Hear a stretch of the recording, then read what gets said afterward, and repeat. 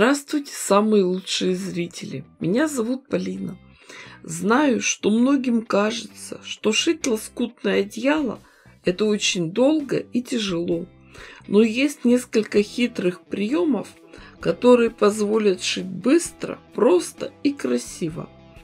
Сами знаете, что в лоскутном шитье самое сложное – красиво объединить ткани разных цветов. Самый простой прием – создать четкий графический рисунок, а внутри него уже делать сияющие переливы из лоскутков. В качестве основы возьмем два цвета – насыщенный зеленый и бледно-желтый. Из них нашьем заготовок квадратов, составленных из двух треугольников. Как это сделать быстро? Есть несколько приемов, но мы воспользуемся способом, при котором у нас получится сразу 8 таких деталей. Для этого возьмем два квадрата размером 21,5 на 21,5 сантиметров. Вы можете взять свои размеры. Сложим их вместе лицом к лицу. Потом в этих квадратах нарисуем две диагонали, а потом через центр проведем два перпендикуляра. Не надейтесь на свой глазомер, воспользуйтесь линейкой. Дальнейшая наша задача – сделать строчки по обе стороны от диагоналей, а дальше мы все тщательно проутюживаем и режем по нарисованным линиям. И у нас получается сразу же 8 заготовок. Их разворачиваем, проутюживаем и подравниваем. Для дальнейшей работы понадобятся полоски ткани шириной 5,5 см, а длиной сколько получится. Ими мы будем обшивать наши заготовки со стороны темного треугольника. Специально можно ничего не подбирать. Главное, чтобы подходило по размеру. Если позволяет длина ленты, то нашиваем на нее сразу несколько заготовок.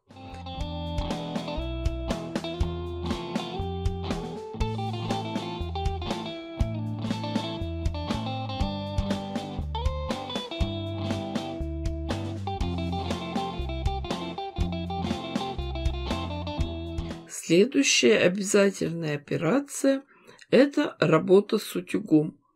Отгибаем полоски и проутюживаем их с паром.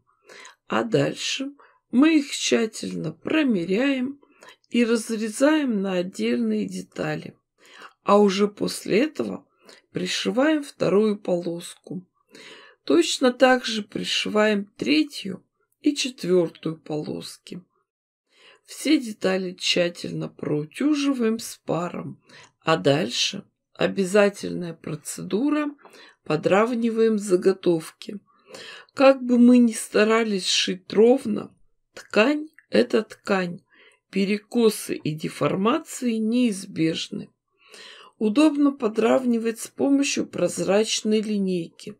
Так мы сразу же видим, где именно находится середина, и отрезаем лишнюю ткань. И получились у нас очень симпатичные, аккуратные квадраты размером 17 на 17 сантиметров. Я посчитала, что мне надо 48 таких квадратиков. Столько их и нашили. А вот теперь уже можно попробовать выложить из них какой-нибудь интересный узор, поперекладывать разными способами. Смотрите внимательно, выбирайте, что именно вам больше понравится. Вообще, выкладывание узора – это и самый интересный, и самый сложный этап работы. А мы сейчас попробуем свой вариант. В центр соберем полоски, а светлые треугольники будут по углам. Потом сделаем продолжение, дорастим углы. Потихоньку заполним оставшееся пространство. Самое главное чтобы все лоскутки были распределены равномерно. И получается примерно такая выкладка. 6 на 8 блоков. А теперь приступим к сшиванию, соединению блоков.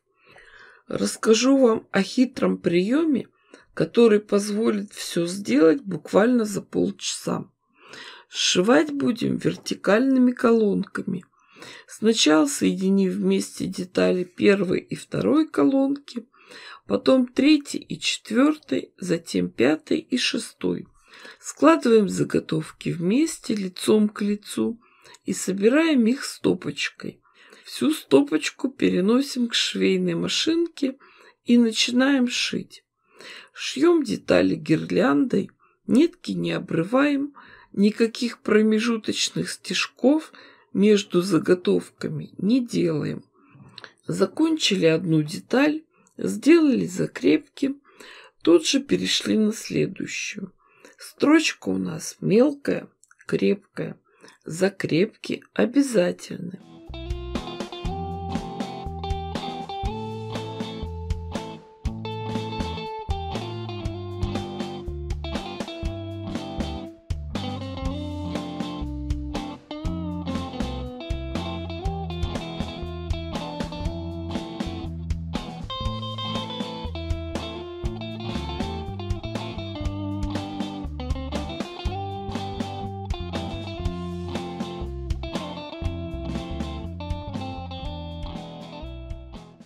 Отшитые детали расправляем. Припуски в каждом ряду направляем в разные стороны, чтобы не было лишних утолщений. Так постепенно присоединяем последующие колонки. Когда расправляем, смотрите, какая интересная конструкция у нас получается. Все детали держатся на швах, на соединительных нитках. И нам остается только согнуть заготовки и сделать горизонтальные швы. Заготовка у нас получилась очень эффектная, но маленькая. Надо ее немного увеличить. Для начала сделаем рамочку. Сначала со всех сторон обошьем полосками зеленой ткани.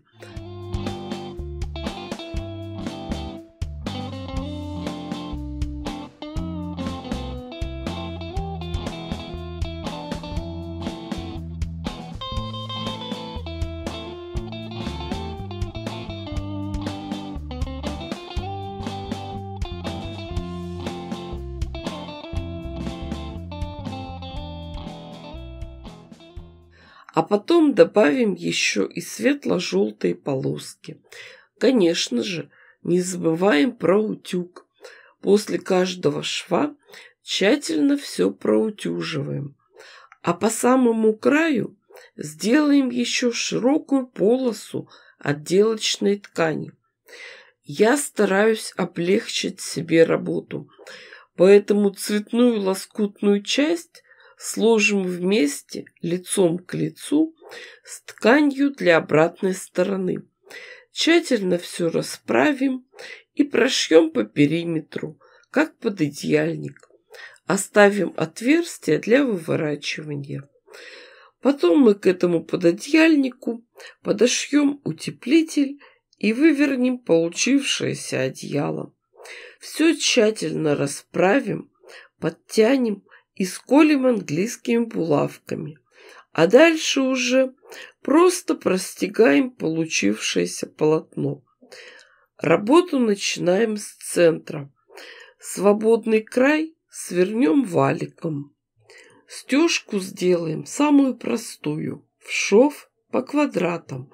После того, как мы прошьем центральные швы, можно будет пройтись и по диагоналям.